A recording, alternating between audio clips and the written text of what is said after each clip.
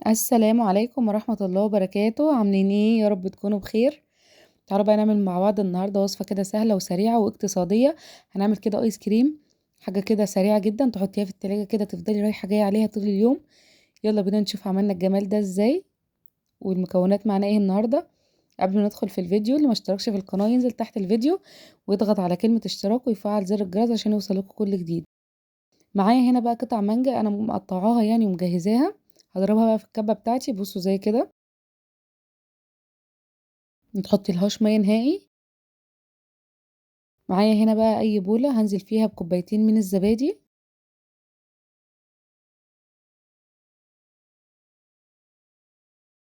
لكل كوباية زبادي كوباية مانجا.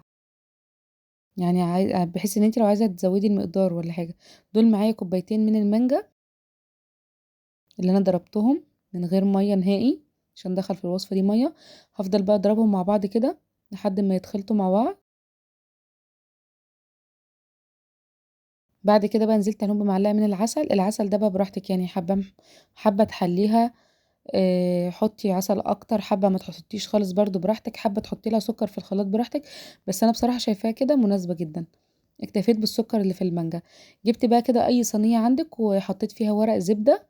وجبت كده معلقه وهاخد بالمعلقه واعملها كده على شكل، يعني هنزل بيها هي كده تعمل على شكل دواير لوحدها. على حسب عايزه تعمليها حجم صغير، عايزه تعمليها دايره كبيره براحتك.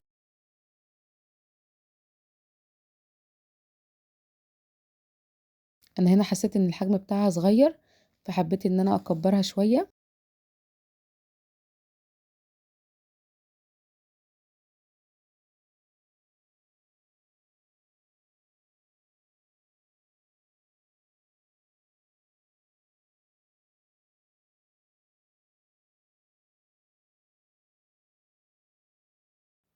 كده بقى خلصت الصينية الأولى، هخلص بقى باقي الكمية بنفس النظام كده.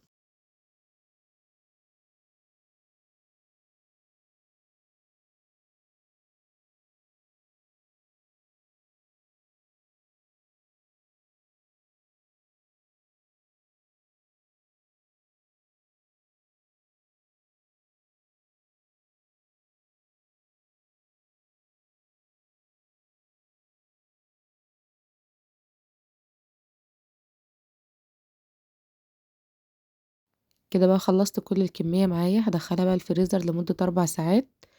كده بصوا دخلتها الفريزر كده بعد ما جمدت معايا. بصوا شكلها عامل ازاي. جمدت معايا ومسكت كلها في بعضها. بجد الطريقة دي تحفة، جربوها ان شاء الله هتعجبكم وحلوة قوي في الصيف.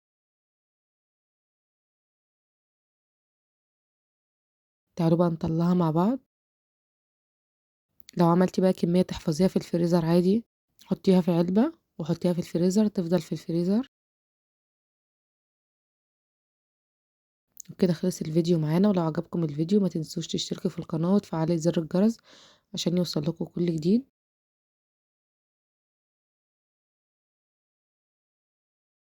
بصوا عاملة ازاي. تعالوا بقى ندوق واحدة مع بعض كده.